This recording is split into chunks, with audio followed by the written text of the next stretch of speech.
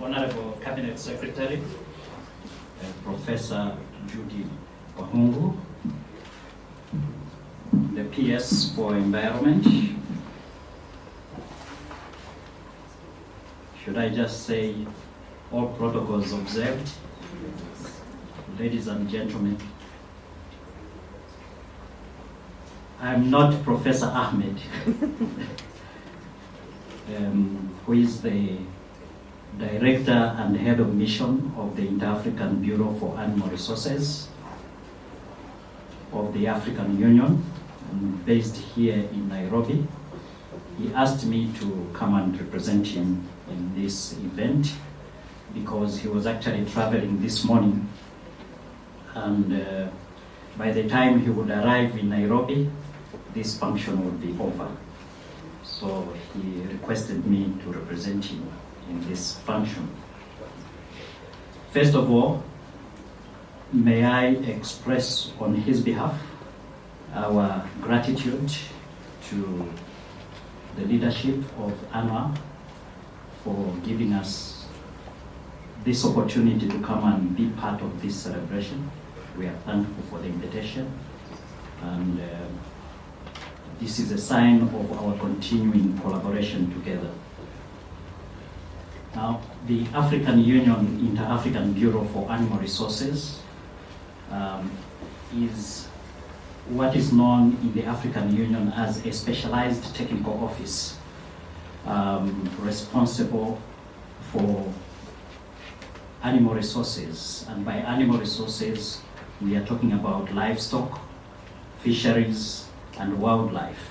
Of course, the fauna part of wildlife and not the other part. And in this regard, AIBAR, as it is popularly known, has a mandate to support and coordinate the sustainable development and utilization of animal resources to enhance nutrition and food security and to contribute to the economic development of the member states of the African Union.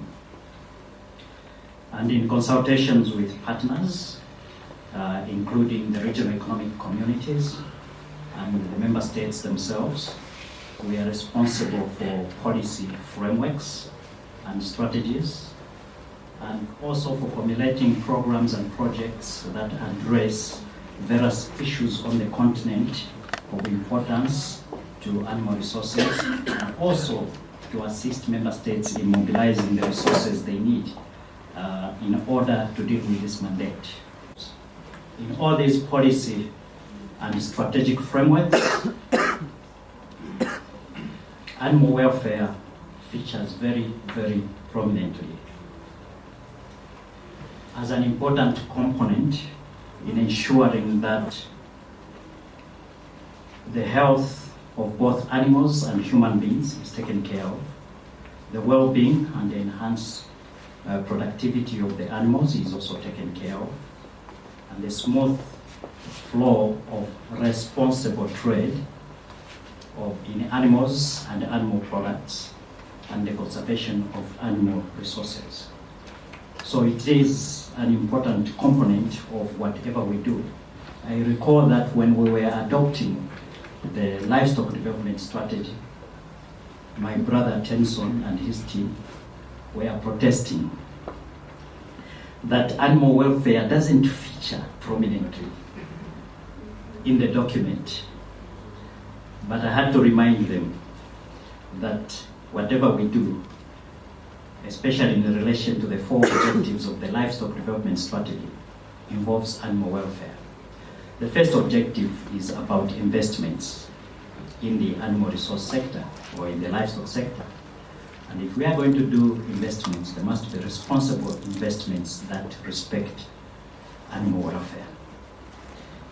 The second one deals with the productivity, animal health, and so on of animals. And if we are going to do that, we need to respect animal welfare. The third one deals with trade in animal and animal products. Again, we need to deal with animal welfare. And the fourth one deals with skills development and technological advancement in the livestock sector. And even that, we need to introduce technologies that take into account the welfare of animals.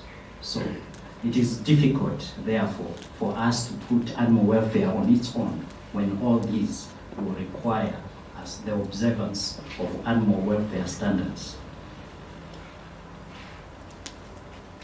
And in this regard, distinguished guests, ladies and gentlemen, we feel that there are many stakeholders in the area of animal welfare, many of whom are organizations such as ANAW, the Pan-African Animal Welfare Association, Brooks, the World Animal Protection. They have warned me never to say WAP, but always say World Animal Protection. So please take a cue from that. And being a continental and policy coordination body, AIBAR takes the leadership in promoting the issues of animal welfare on the continent, and by systematically mobilizing all stakeholders, civil society and other non-state actors for common action and achievement of the objectives in animal welfare. It is for this reason that AIBAR proposed the idea of creating the African platform for animal welfare. And I'm sure you will be saying, oh, there goes another continental animal welfare organization. How many are we going to have? I will comfort you by saying this one is simply to coordinate all of these, bring them together for collective action so that we are able to focus our efforts on the continent and ensure that we effectively achieve the objectives of animal welfare.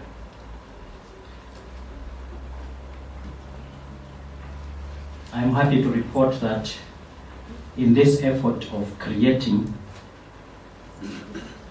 the African platform for animal welfare, we held our first conference last year where we gathered all the stakeholders from the continent to deliberate on mechanisms and probably principles on how this platform is going to function.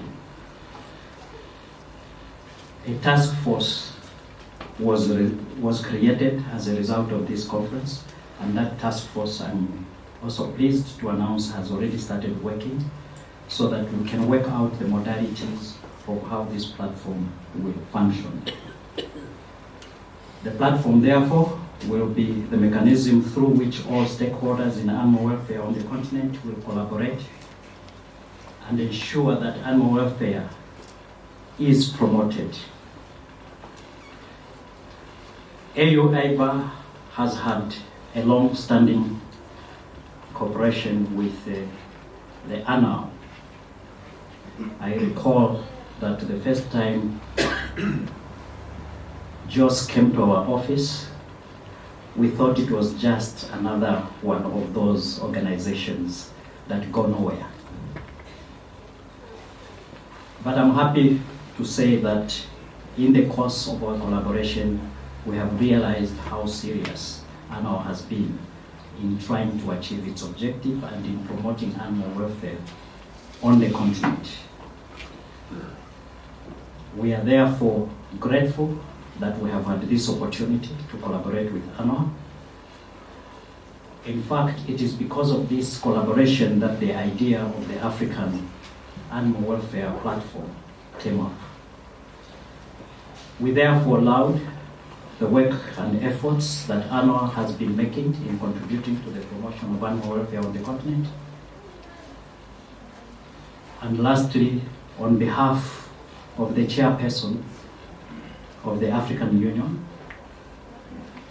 Dr. Nkosazana Zuma, and the Commissioner for Rural Economy and Agriculture, which is also responsible for the environment portfolio of the African Union, Her Excellency Rhoda Peace Musime, I would like to extend our heartfelt congratulations to ANAW, particularly the board and the staff, for the achievements they've made in the last 10 years.